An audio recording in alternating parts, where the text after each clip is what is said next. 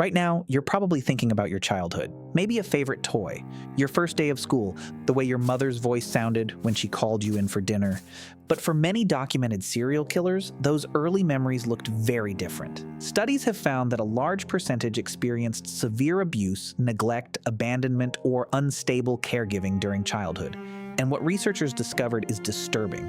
What often appears to be random evil may actually follow a surprisingly predictable developmental pattern. Because one of the most important things a child needs isn't food or shelter, it's attachment, the bond between a child and their caregiver. When that bond is absent, disrupted, or actively harmful, children struggle to develop the internal models needed to regulate emotions, form healthy relationships, and understand other people as real, feeling human beings. And that's where the story begins. The pattern goes deeper than most people realize. In 1963, forensic psychiatrist John MacDonald identified 3 childhood behaviors that appeared repeatedly in many of his most violent patients: persistent bedwetting beyond the typical age, cruelty toward animals, and deliberate fire setting. Together, these behaviors became known as the MacDonald Triad. For decades, people misunderstood these signs. They assumed they were evidence of evil hiding inside a child. But modern research tells a very different story.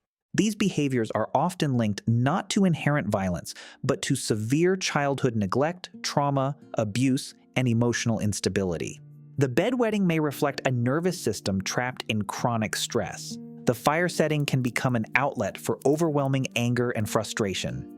The cruelty toward animals may represent a child attempting to gain control over something even more vulnerable than themselves. These behaviors aren't creating the damage, they're revealing it. They're warning signs of a developing brain under siege. And neuroscience now shows exactly what that siege does. Early abuse changes the brain. Researchers have found that chronic childhood trauma can alter pathways involved in emotional regulation, empathy, stress responses, and social understanding. The architecture of the brain begins adapting to survival rather than connection. And nowhere is this more important than in the relationship between a child and their primary caregiver. The mother-child bond provides one of the earliest opportunities for emotional synchrony. A baby cries. A caregiver responds. The baby's nervous system learns something profound. My feelings matter. Other people are safe. Connection is possible. Over thousands of these interactions, the brain slowly constructs the foundations of empathy, the ability to recognize that another person's emotions are as real as your own. But when abuse, neglect, abandonment, or chronic instability interrupt that process, those foundations may never fully develop. These weren't children born as monsters. They were children whose capacity for human connection was damaged before it had the chance to fully form. Now, here's what I want to know. When you hear about the MacDonald Triad, bedwetting, animal cruelty, and fire setting, do you think these behaviors are warning signs of future violence or warning signs of childhood suffering? Let me know in the comments below. Because what we're about to uncover reveals something even more unsettling. The childhood pattern we've discussed isn't really a story about serial killers, it's a story about all of us. Because the most disturbing discovery isn't that some children grow up to become violent.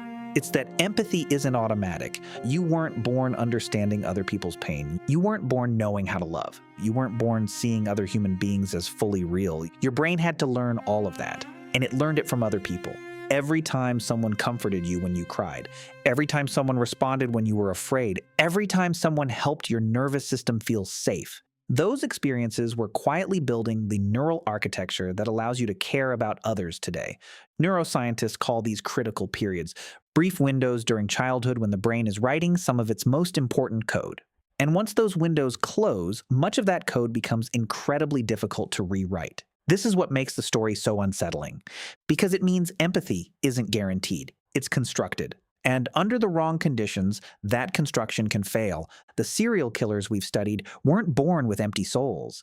They were children whose capacity for connection was damaged during the exact years when it should have been developing. Not because evil suddenly appeared, but because something essential never finished forming. And that reveals a truth most people never think about. Every person you meet is carrying the result of thousands of invisible childhood experiences. Some learned that people can be trusted. Some learned that vulnerability is dangerous. Some learned that love is unconditional. Others learned that love disappears. The adult you become is not shaped only by what happened to you. It's also shaped by what failed to happen, the comfort that never came, the protection that never arrived, the connection that was never built, which means the real lesson of this story isn't about serial killers. It's about responsibility. Because every interaction with a child is helping build a future brain, a future personality, a future human being. The difference between empathy and cruelty may be far smaller than most people want to believe. Not because we're all capable of becoming monsters, but because we're all the product of relationships that taught us how to be human. And that might be one of the most important things neuroscience has ever discovered. If this changed how you think about childhood, subscribe to Call Me Different. And watch the next video, because it reveals how your earliest relationships quietly shape every friendship, romance, and connection you'll have for the rest of your life.